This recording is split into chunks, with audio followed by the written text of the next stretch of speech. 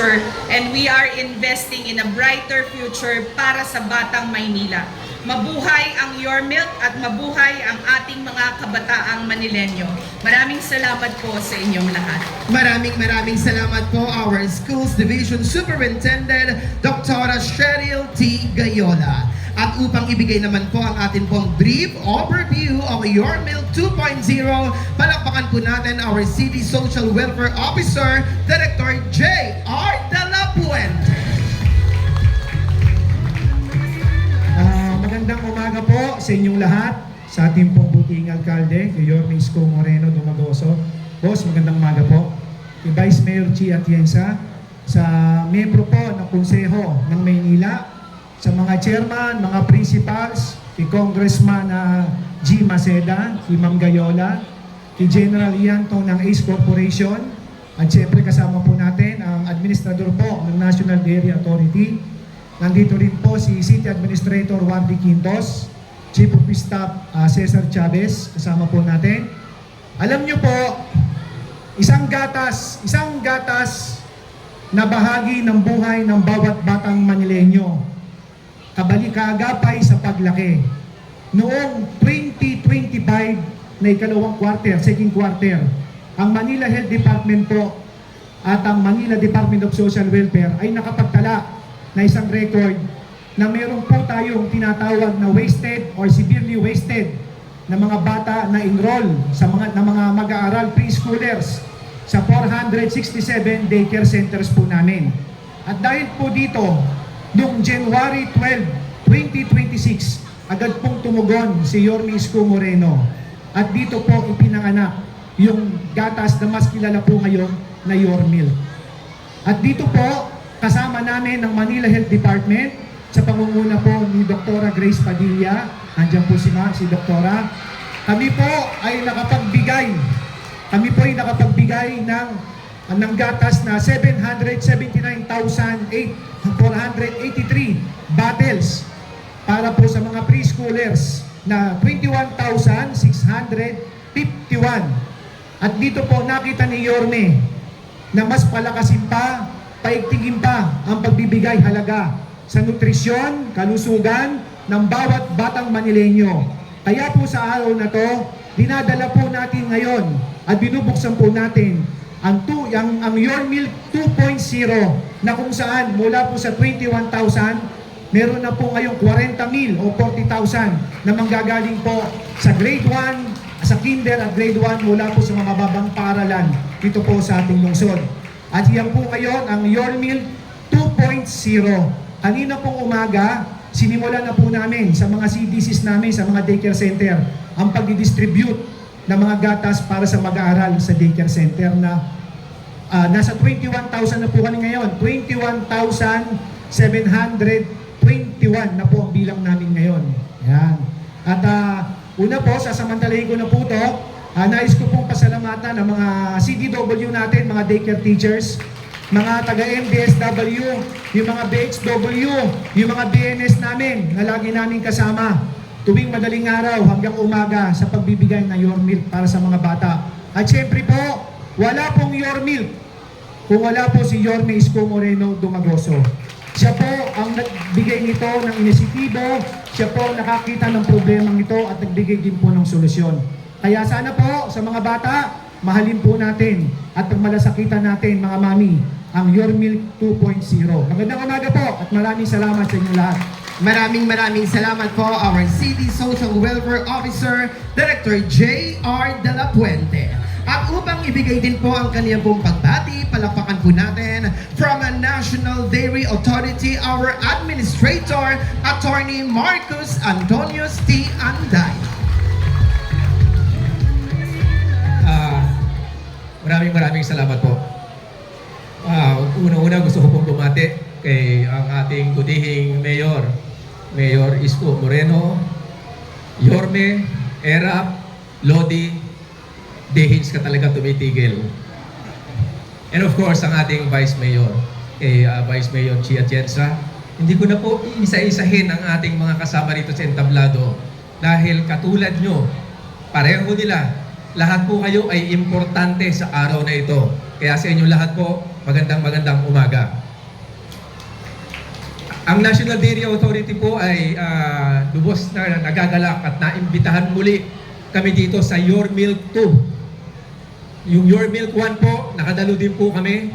Nakita namin kung gaano ka-successful ang Your Milk 1 with 21,000 student beneficiaries. Ngayon, tumaas na ng 60,000 ang makakatanggap nitong milk feeding program. Sa ating mga bata, no, kahit hindi nyo ako nadidinig, naiintindihan, alam nyo, napaka-espesyal ng araw na ito. Dahil hindi lang tayo iinom ngayon, iinom tayo kasama ang mayor nyo. Napaka-espesyal niyan. Alam nyo po ba ako anak din ako ng Nutriban? Dati din po ako nakinabang sa milk feeding program. Nung grade 3 po ako sa Burgos Elementary School, nagkaroon ng milk feeding program doon, dumating ang mayor nung panahon na yun.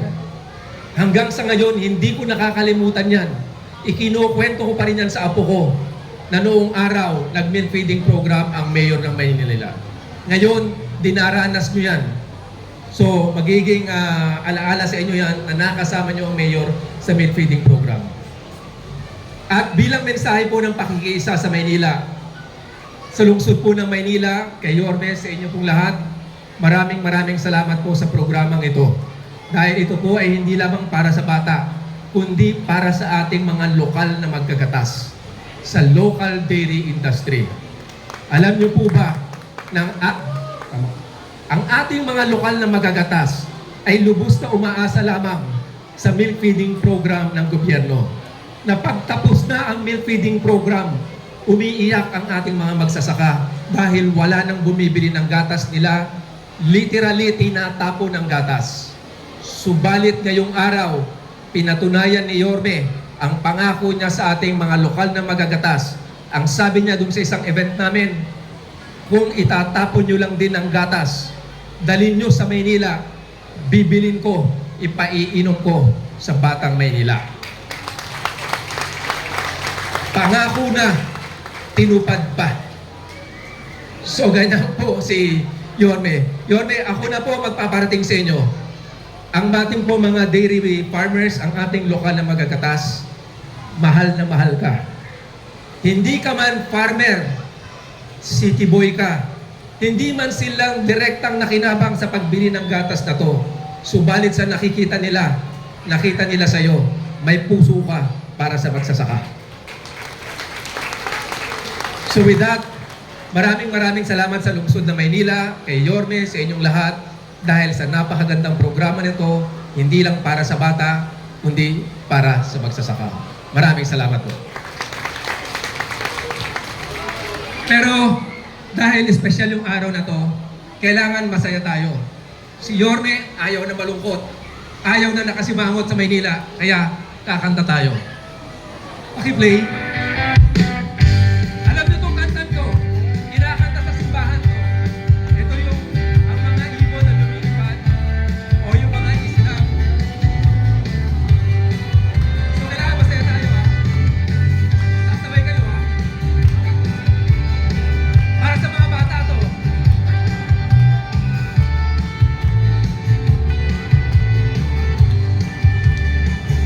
Ang mga bata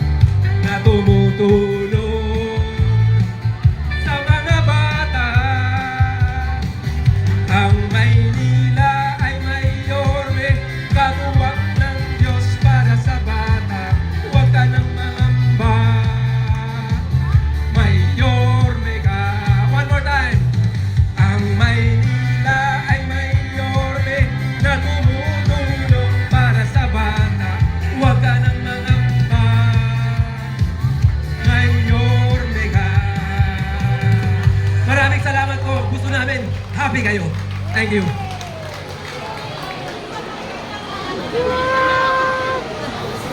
Maraming salamat po sa inyong mensahe at napakagandang awitin. Muli po, palakpakan po natin our National Dairy Authority Administrator, Attorney Marcus Antonios T. Andaya. At sa pagkakataon po ito upang ibigay ang kaniyang mensahe at upang ipakilala ang ating minamahal na punong lungsod, palakpakan po natin Vice Mayor Chi Atienza.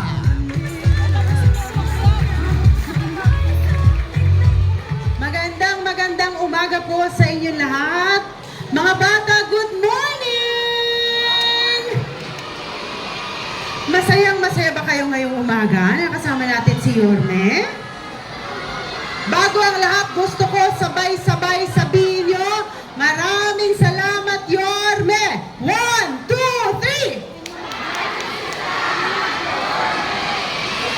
3! Alam nyo, sa totoo lang, isa lang ang masasabi ko, swerte ang Maynila dahil meron tayong alkalde na nakikita kung anong tunay na pangangailangan ng mga Manilenyo. Para sa mga magulang na narito, isang pinangako ng ating alkalde noon na may kasama na kayo sa pagpapalaki ng inyong mga anak. Nararamdaman nyo ba ito ngayon? Ang hina naman! At para naman sa mga bata, alam nyo na mahal kayo ng ating alkalde. Anyway, nandito ako para ipakilala ang isang tao na alam kong kilala nyo na. Pero ang gusto kong i-share ay mga bagay na nakita ko sa kanyang likuran at mga bagay na narinig ko mula sa kanyang puso. At ang sinabi niya, sa administrasyon niya, gusto niya ibigay sa inyo mga bagay na hindi niya naranasan nung siya ay maliit pa. At dahil dyan, meron tayong libreng gatas para sa mga kabataan dito sa Maynila. Kaya hindi ko nahahabaan ito dahil alam ko, narito ako para ibigay ang mikropono sa isang alkalde na alam kong regalo sa ating lahat dito sa Maynila. Ang ating nag-iisa, ang ating regalo mula sa Panginoon, ang nag-iisang Yorme Isko Moreno Dumagos.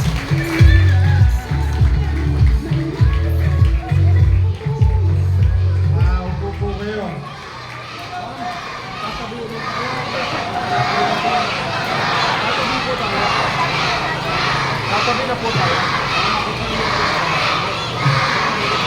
Maraming salamat, Vice Mayor.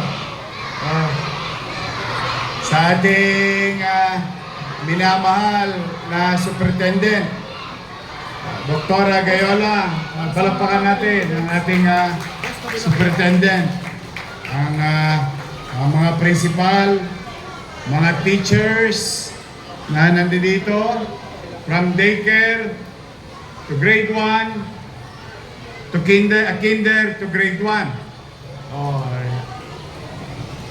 Na kasapi ng programa natin sa mga parents, shout out sa mga tumira ng CLIM at saka Nutriban, sa mga nakaka-relate at yung hindi nakaka-relate, o kwento ko lang sa inyo, yung Nutriban, basag na panga mo, hindi pa ubus yung Nutriban. Shout out mga batang 80s. Pero dahil sa programa ng gobyerno nung araw, nung lumang panahon, 1980s, kaming mga mag-aaral na katulad ng inyong nanay at tatay sa pampublikong paaralan, tumibay ang aming buto at walang nagutom na estudyante kahit walang baon kasi may chicha sa loob ng eskwelahan, dala ng Nutriban at saka CLIM, yung milk powder na nilalagay mo sa writing paper, gagawa ka ng cone, tapos bubutasan mo yung kanto, inyanyangga mo. Yan. Kaya yung mga tatay ninyo, alam na alam yan, yung mga nanay ninyo. Sa mga partners natin sa private sector na naging tulay ng ating mga farmer sa ating kooperatiba at NDA, National Dairy, parpakan natin, hindi lang magaling na administrator ng Dairy Authority, magaling pang kumanta, pang karaoke. sa ating mga partners sa MDSW, ang Local Social Welfare headed by Director J. De La Puente, at Manila Health Department, Director Padilla. Ito yung nagsama-samang iba't ibang ahensya ng gobyerno at ang katulong natin sa national government din, Congresswoman Giselle Maceda. Mga konsihal, nandito, Ryan Ponce, Doc Almiron, si DJ Bagaching, kalimutan nyo na. Kasi mas paborito ko si Hana Bagaching. O sino mas okay? Si Hana, si DJ? O, si Hana na lang. Dapat to si DJ, nagre-retire na. At Eunice Castro, Lady Quintos. Andyan din ang ating administrator, Attorney Wardy Quintos. At sa lahat ng hindi ko pa nabanggit, nabati, o binabati ko kayong lahat. Baka may makaligtaan pa ako. Sa mga bata, hi! Mahina pa, hindi pa kayo nakatira ng gatas, ano? Ulit, hi! Hello! Sino ang gusto ng gatas? Taas ang kamay.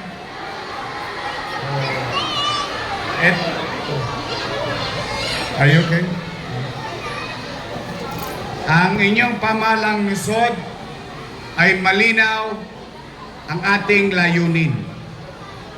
Walang batang maiiwan pagdating sa kalusugan, nutrisyon at edukasyon. Mano pa, at hindi na pwedeng itanggi at ikubli ang katatayuan ng ating bansa patungkol sa malnutrisyon ayon sa pag-aaral ng Department of Health. There is a great numbers of stunting in the country, and Manila is part of the country. The assumption is there is stunting and malnutrition in our city. So the best way to approach it is to confront it. Huwag nang ikubli, huwag nang itanggi, kaharapin natin, labanan natin. Bagamat limitado ang ating resources. Pero hindi yung pwede mag-ingat lang sa pamumuhunan para maging malusog ang inyong apo, masigla, at gumanda ang kutis. Kutis perlas kasi every other day merong gatas sa kanilang silid-aralan. Kaya hindi tayo titigil na patuloy na ipatupad ang nasimulan na nating Your Milk, na ngayon ay tatawagin nating Your Milk 2.0. Ibig sabihin, bago mag-aaral sa daycare, at yung mga nasa daycare, umakyat naman ng baitang, naging kinder, tuloy ang gatas nila. At grade 1 naman para sa ating mga bata sa lungsod ng Maynila. During the first launch of Your Milk, 21,000 plus. And I would like to give credit to MDSW, to our teachers, partners in ADA, NDA, and partners in private sector. Sapagkat mga nanay, mga tatay, hindi simple yung logistical challenge from the farm to packaging, then to delivery into the respective schools or daycare. Maraming salamat sa mga chairman. Palakpakan natin ang ating mga chairman. Through their cooperation, MDSW, Manila Health Department, private sectors, in synchrony, na perfect natin yung distribution ng maayos at episyente sa buong Maynila. Now, the next challenge is we are now escalating from 458 daycare centers, idadagdag na natin yung tinatawag nating big schools or regular schooling na. So, aakit na tayo sa kinder at grade 1. Ngayon, masaya ako, bagamat gipit, pero katulad ng isang ina, katulad ng isang ama, sa isang tahanan, na iraraos natin ang kalusugan o pangangalaga sa kalusugan ng ating mga anak. Kaya mga nanay, mga tatay, mga lolo't lola na naghahatid, malamang kasi yung ating mga senior citizen nakikipag-agawan sa nanay at tatay na ihatid ang kanilang apo sa eskwelahan. Pumanatag kayo at patuloy at walang tigil tayong mamumuhunan sa isang polisiya programa ng inyong lungsod patungkol sa MBN, Minimum Basic Needs, housing, education, healthcare, and jobs. These are the 4 pillars of where our city resources will be invested. And today, that is the patuloy na pruweba ng inyong pamahalang lungsod na tugunan ang pangunahing pangangailangan ng ating mamamayan. Dahil dito, someday somehow, tataas ang antas ng pamumuhay sa lungsod ng Maynila. So sa mga bata, mga atabs, ready na ba kayo?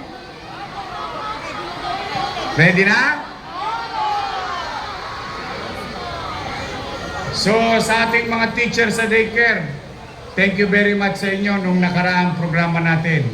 Sumaya ba yung mga bata? Sumigla? Mas madaling pumapasok? Oh, yeah. Ayun no talaga, naging epekto base sa impormasyong nakamit namin. Now, with regard to what Administrator, National Dairy Administrator said to our farmers in the provinces, ay pumanatag kayo. Ituloy-tuloy nyo lang alagaan ang mga baka ninyo dahil hindi kami titigil. Patuloy namin bibilhin ang inyong mga gatas sa inyong kani-kaniyang farm. Farmer, cooperative, national government, local government, working hand in hand, in synchrony to achieve national goal, which is nutrition to our children. If we invest to our kids today as government, makikita ninyo si Andaya, produkto ng nutrisyon, programang nutrisyon sa loob ng pampublikong paaralan. Baka mamaya, isa sa mga anak nyo, isa sa mga apo nyo, maging mayor din ng Maynila. Why not? Bakit hindi? Is it impossible? No. Basurero, sidecar boy, pedicab driver. Oh. Biri mo, pwede maging mayor ng Maynila. So the point is, your sons and daughters, yung apo ninyo, pwede maging doktor. Lalo ngayon, pinagagawa natin yung pinakamalaking paaralan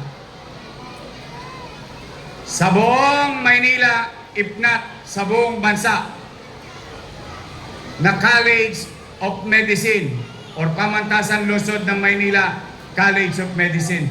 Sakto! Saktong-sakto sa audience ngayon. Bakit? Sabihin nyo na sa mga anak ninyo, anak, baka gusto mo maging doktor, baka gusto mo maging nurse. Hindi na tayo mahihirapan mag-apply sa pag-aaral ng medisina. Hindi katulad ng hamon sa atin ngayon na limitado lamang ang kaya nating akapin. Pero sa paggawa ng bagong College of Medicine, pagtugon sa nutrisyon at pinatitibay ang pundasyon ng mga mag-aaral nating bata habang sila'y maliliit pa. Pagdating ng araw, posible ang lahat ng kanilang pangarap na maging doktor, nurse, or lab technician and so on and so forth, sapagkat by the time from 300 students that we acquire every year for College of Medicine, it can now be 5,000 Manileños ang pwedeng maproduce na medical professionals sa ating lungsod. So muli, mga nanay, mga tatay, steady lang kayo dyan sa Gedli. Kaming bahala dyan sa mga anaks ninyo, mga atabs natin. Pipilitin namin maitawid, puhunanan ang kanilang kalusugan sa loob ng paralan, sa loob ng health center. Kahit nasa sinapupunan pa sila, mamumuhunan na kami sa inyo, mga nanay, mga atabs. Kaya po sa ating araw na ito, maraming salamat at natagpuan ko ang NDA. Maraming salamat, natagpuan ko ang ating private partners. Maraming salamat, naging successful yung Your Milk na nilusad natin at sana may awa ang Diyos, maging successful ulit itong batch na ito, because after this, ulitin ko, Administrador, sabihin mo sa mga baka, mamamaga ang mga dede nila. Dahil kukunin at iinumin ng mga batang Maynila ang kanilang gatas. Kaya sabi sa mga farmer, alagaan ng mabuti ang kanilang baka dahil may customer sila sa lungsod ng Maynila. Sa mga teacher ko, sa elementary at kinder, okay, good luck. Sana maranasan nyo din ang naranasang buti ng ating mga daycare teacher. Sa sigla, partisipasyon, pagganda ng kalusugan ng inyong mga mag-aaral. So muli, bilang panghuli, mga batang Sampaloc, nasa 9th floor na yung magsaysay. Malapit na. We are on track of our commitment na sinabi ko sa inyo, itatapusin ko. So far, we are on track. It's just an update because nababagay, nandito si Ma'am Gayola, nandito ang mga batang Sampaloc, at mga mag-aaral din, one way or another, ng Magsaysay High School. We are on track of our commitment to deliver para sa mga batang Sampaloc sa ating Magsaysay High School. Yun po ang update. So mag-iingat kayo, mga lolo't lola ko. Ilang linggo na lang. Lolo't lola ko, I love you. Lapit na, 3 weeks from now. Solo parent, shout out. PWD. Teachers. Police. PLM. UDM. Darating na. Nag-iimpok na ako para sa quarter na ito. Pumanatag kayo. Darating yan. Pipilitin ko lagi, kahit mahirap talaga. Hindi na ako magkukubli, hindi na ako maggagaling-galingan, talaga mahirap. Pero, pipilitin natin itawid. Dahil ang kagaangan ninyo sa buhay, siya din kagaangan ng lungsod. Ang tagumpay ng mamamayan ay tagumpay din ng lungsod. So magkikita-kita tayo ngayong 3rd week of July sa ating mga minamahal na benepisyaryo. For now, mga bata, mag-aral kayong mabuti, ha? Sinong gusto maging doktor? Mga bata, taas ang kamay. Engineer, teacher, nurse, Ba, okay. So, kailangan ngayon pala mag-aral kayo. Magandang umaga, mga bata, mga magulang. Masaya ako para sa inyo. Bawas na ang tosgas ninyo sa nutrisyon ng inyong anak. Sagot ng pamahalaang lungsod ng Maynila. Muli po, maraming salamat sa pagkakataon at pagpalain nawa kayo ng pong may kapal. Manila! God first. Thank you.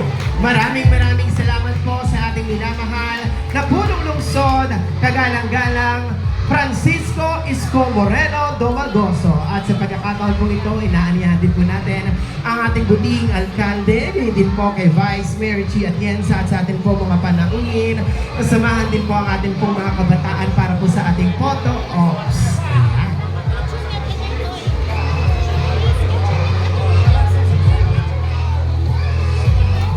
Muli, ang taus-pusong pasasalamat po sa lahat. Sa inyo po ang pagbibigay at pagkakataon na makasama po namin kayo para po sa ating ceremonial launch of Your Milk 2.0, ang kaagapay ng Batang Maynila sa paglaki.